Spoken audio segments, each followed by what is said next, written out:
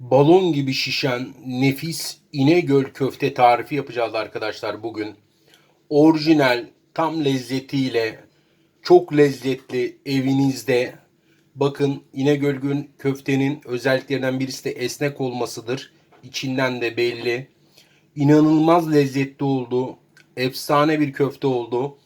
Çok kolay, pratik bir yöntemle bu evinizde böyle balon gibi şişen harika İnegöl köfte yapacağız. Hemen başlıyoruz.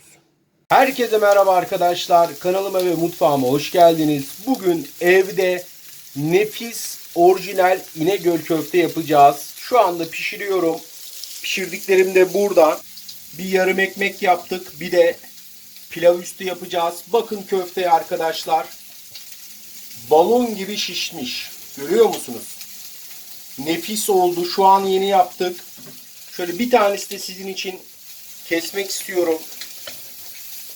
İnegöl köfte biliyorsunuz esnekliğiyle ünlü bir köfte ve çok sıkıdır içi. Görüyor musunuz arkadaşlar? Nefis oldu. Videoya başlamadan önce de beğenmeyi, yorum yazmayı ve yukarıdan takip ederseniz her gün 12'de yeni tariflerle karşınızdayız. Hadi başlayalım. Hemen malzemelerime de geçiyorum. İlk malzemem ben burada 2 kilo orta yağlı dana döş kıyma çektirdim. Olabildiğince kasabımdan en az yağlısını seçtirdim bu arada. Bu İnegöl köftenin arkadaşlar ilk malzemesi kıymadır. Kıymanızın gerçekten güzel olması lazım. Siz 1 kilosunu düşünün. Ben 1 kiloya göre bir tarif vereceğim size zaten. Dana döş kıymamı 2 defa kasabımdan çektirdim. En az yağlısını seçin. İkincisi olarak da her 1 kiloya 250 gram da kuzu kıyma çektiriyorum. Ben 2 kilo kıyma kullanacağım için yarım kilo kuzu kıyma kullanacağım. Yani her 1 kiloda 250 gram kuzu kıyma kullanmanız yeterli. Borcamıma kıymamı alıyorum. Şöyle. Kıymayı borcamıma da yayayım. Kıymayı iyi seçmeniz lazım arkadaşlar. Güvendiğiniz, bildiğiniz bir kasapsa zaten o size en güzelini verecektir. Yarısını dediğim gibi olabildiğince en az yağlı olanı seçtirmeye gayret gösterin. Şimdi kuzu kıymamı da içerisine koyuyorum.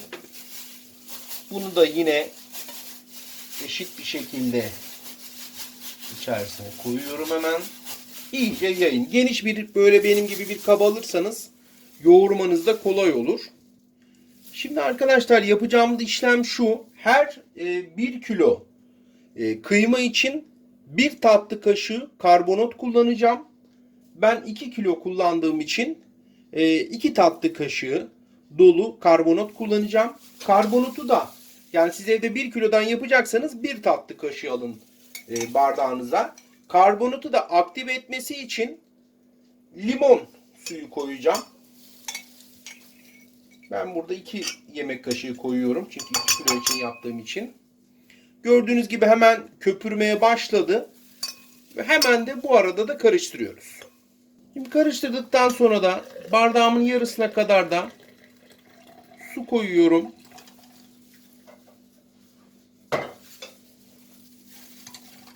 İyice karıştırın arkadaşlar. Tamamıyla karbonat erisin. Limon tadı kesinlikle köftenize gelmiyor bu arada. Sadece karbonatı aktive etmek için limonu kullanıyorum.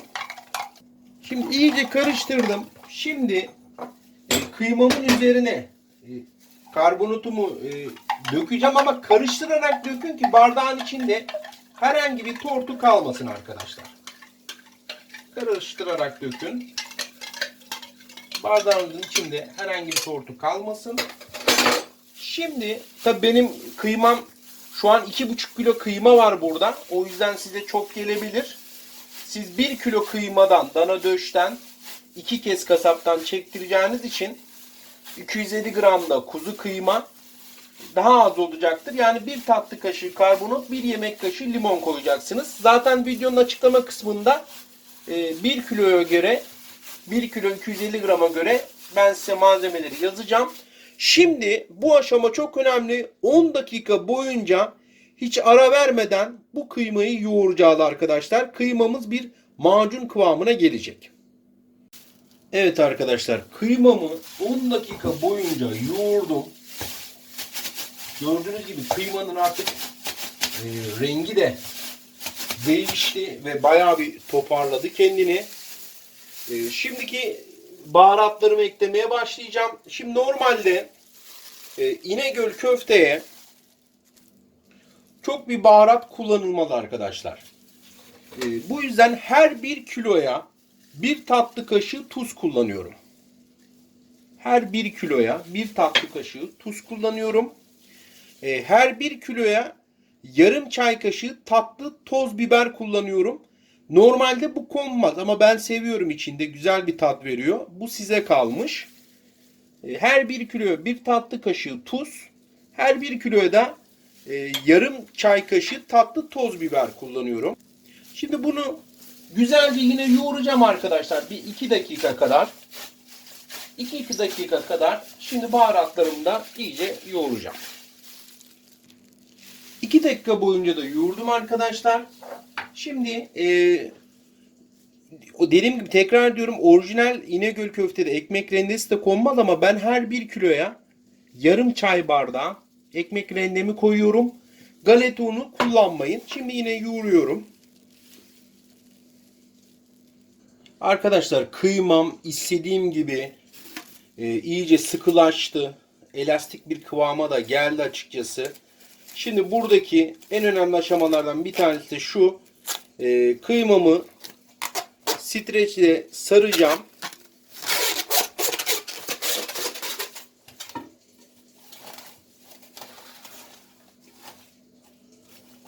Şöyle. Evet, kıymamı sardım. Eğer lezzetli, güzel bir İnegöl köfte yemek istiyorsanız arkadaşlar, bu kıymayı streçle sarıp bir günde buzdolabında dinlendireceğiz. Ertesi günde devam edeceğiz. Arkadaşlar, kıymamı bir gün buzdolabında bu şekilde ağzı streçli bir şekilde dinlendirdim. Şimdi streçimi de açıyorum.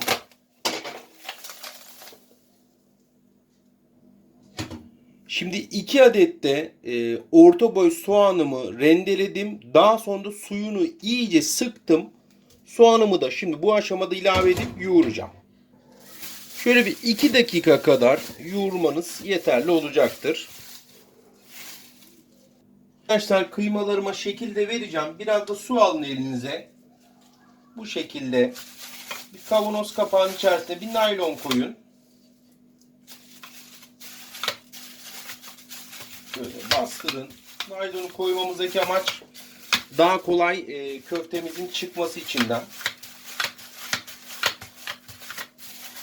Şöyle yaptığınız zaman köfte gelecek. Bu şekilde yuvarlak yuvarlak yapacağım köfteleri ama oval de yapabiliriz. Mesela oval de bir tane yapalım.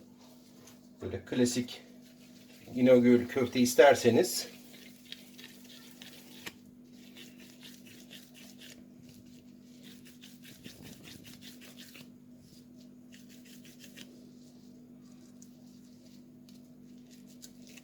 Şöyle de oval de yapabilirsiniz arkadaşlar. Bu şekilde. Hepsini bu şekilde bitireceğim ben. Arkadaşlar, şimdi pişirme kısmına geldik. Döküm tavada her zaman köftenizi ve etinizi pişirin. Önerim bu yönde. Çünkü döküm tava gerçekten bir mangal tadı veriyor. Şimdi döküm tavamı bir 10 dakikadır ısıtıyorum. Artık yavaş yavaş da bakın dumanlar da çıkmaya başladı. İyice ısınması lazım. Bir püf noktada, sakın herhangi bir yağ sürmeyin. Yağ sürerseniz köftelerinizin yapışma durumu olabilir. O yüzden hiçbir yağ sürmeden köftelerinizi döküm tavada iyice kızdırdıktan sonra pişireceğiz. Şimdi köftelerimi de kızartmaya başlıyorum.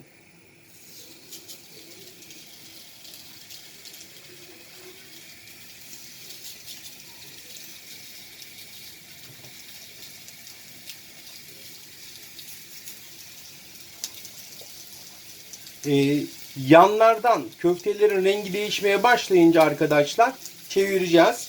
Burada da ocağınızı birazcık kısıp orta ateşe de alabilirsiniz. Orta ateşte kızartın. Şimdi yavaş yavaş da çeviriyorum arkadaşlar. Bakın kıyma hiçbir şekilde, köfte hiçbir şekilde yapışmadı. Şöyle de.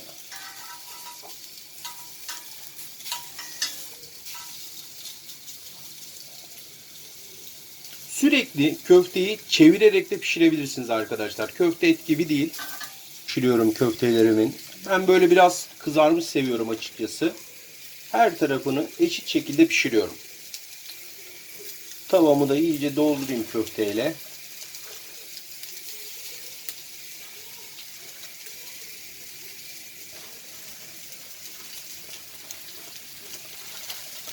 İftar saati de geliyor arkadaşlar. Ben de sizler gibi Allah kabul ederse inşallah orucum. Allah hepimizin iftarlarını, oruçlarını kabul etsin inşallah. Köftelerim pişiyor arkadaşlar. Bu arada yoğurt da yapıyorum arkadaşlar. Ev yoğurdumu hep kendim yapıyorum.